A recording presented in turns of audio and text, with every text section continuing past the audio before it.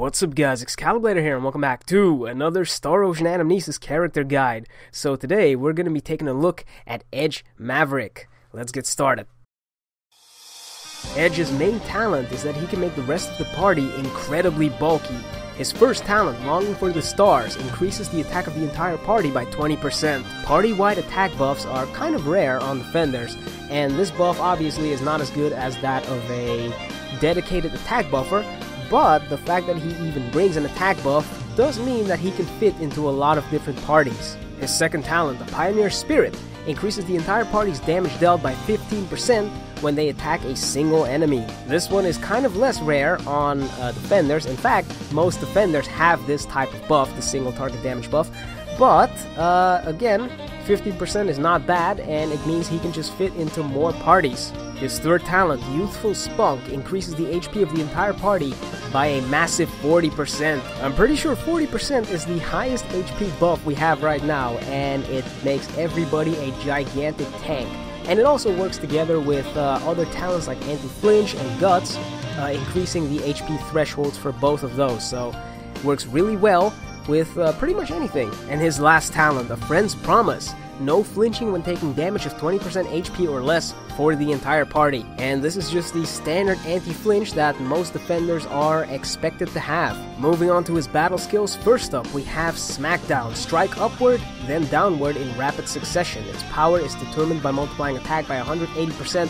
It does 5 hits and it costs 17 AP. This is a decently fast melee attack and it doesn't cost much AP, so you can use this in your close range melee combo as filler. Pretty decent attack overall, although it does have the ability to launch the enemy into the air, and if you don't drag them back down with that downward strike, they're going to get juggled, and that kind of sucks. Then up next we have Aura Spark. Swing your sword, unleashing concentrated energy from it.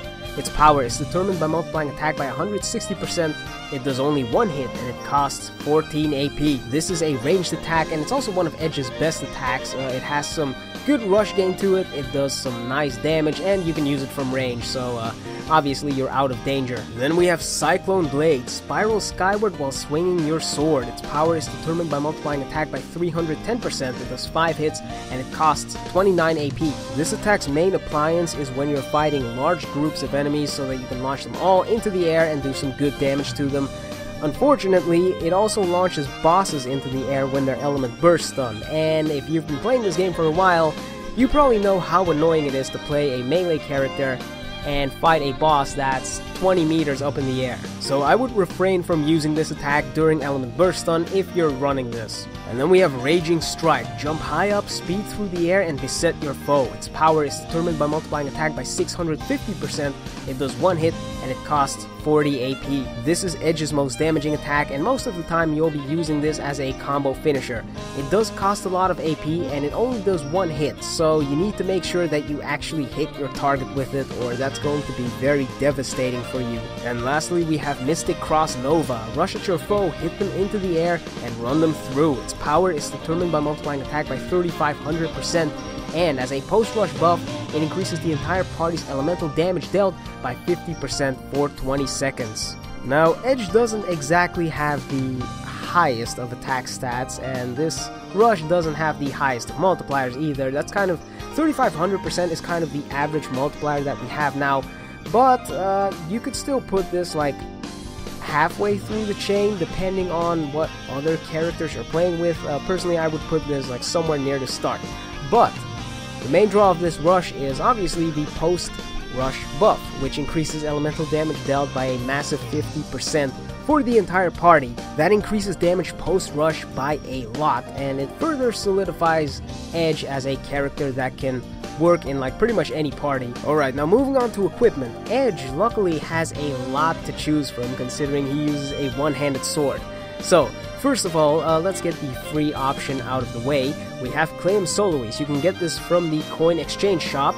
It has a huge 840 attack stat at level 20, and it imbues your attacks with light. This is a really good sword for when you're fighting enemies weak to light, obviously, but you could also use it against enemies not weak to light if you don't have the proper element. Then up next we move on to one of the gacha alternatives. We have Blau Blitz, which has a massive 960 attack stat at level 20. It imbues your attacks with lightning, increases your chance of causing stun, and when it's max limit broken, it unlocks its third factor, which increases your crit hit chance by 30%. This is another weapon that you can use against pretty much any enemy, even if they're not weak to lightning, because of that stun, which is really good, and it's got a good attack stat to it. So, it's really good overall. And then, we have the Storm Blade, which is another gacha weapon.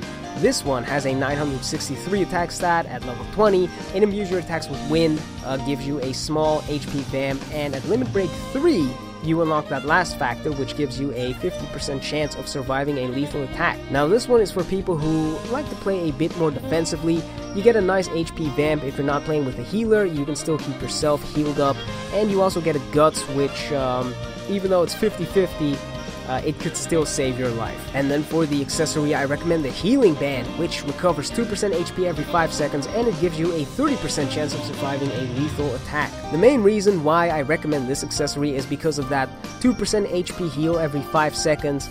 If you're running the Storm Blade, and you have the Guts from that Storm Blade, that doesn't stack with this Guts, so if you have that, you might want to switch out the Healing Band for something like the Christmas Reindeer, which also gives you a heal, and it gives you a 5% AP cost reduction. But it's mostly here for the heal. You're playing a defender, so you're most likely going to get hit, which means you do need some kind of healing. Now let's move on to the battle skill setup. First of all, I recommend Aura Spark. This is his ranged attack, and it's always nice to have a ranged attack, just in case you need to back off for a bit and wait for your healer to do some healing. Then secondly, I recommend Smackdown. You're most likely not going to use this attack a lot, because Aura Spark is just better in most situations, but during Element Burst Stun, you could use Smackdown because it does do a bit more damage than Aura Spark. And then lastly, I recommend Raging Strike, because it's just a really powerful finisher, and you kind of need to have that in there.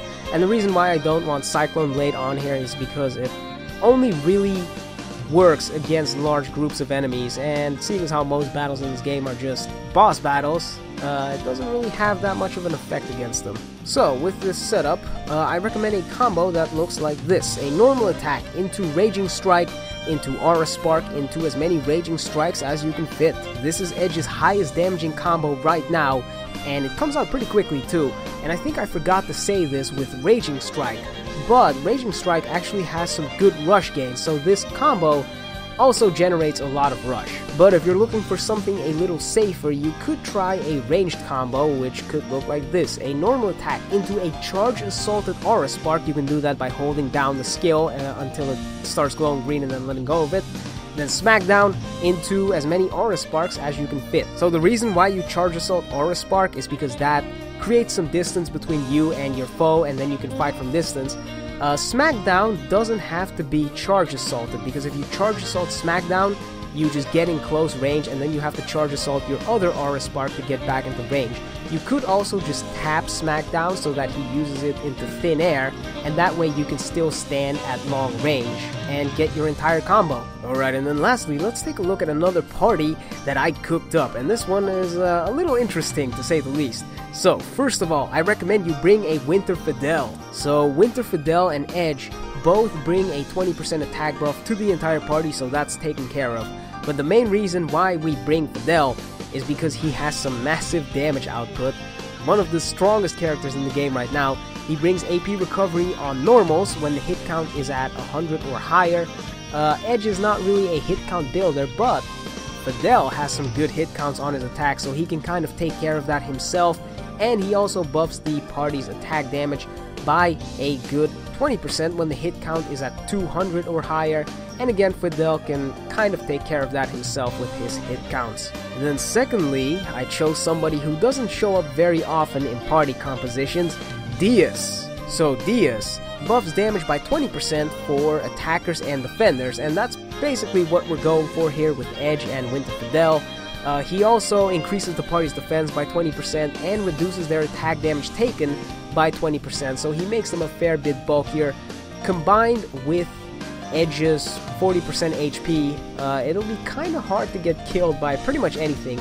And Diaz also brings a 25% anti-flinch, 25% HP anti-flinch, which is, I think, the highest anti-flinch in the game right now, so yeah, you're not going to be flinching very often either, especially not with Edge's 40% HP buff. And lastly, to tie this all together, we have Reyna. She can cast Angel Feather to make everybody else do more damage, make everybody even more bulky, and she can also keep everybody at full health because we don't really have any way to heal aside from weapons and their lifesteal and the accessories that have HP recovery. Overall, I think it's a pretty solid party.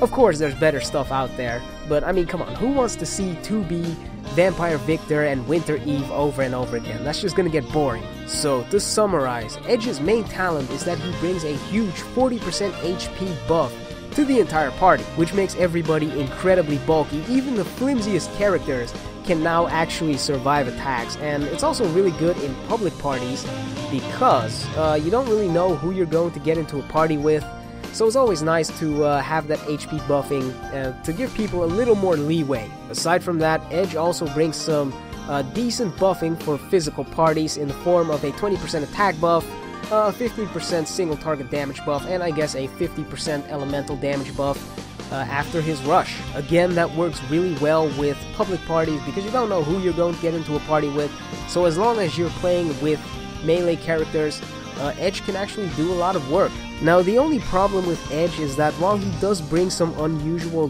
buffs for a defender, those buffs are not particularly big. His 20% attack buff is easily outclassed by any dedicated attack buffer.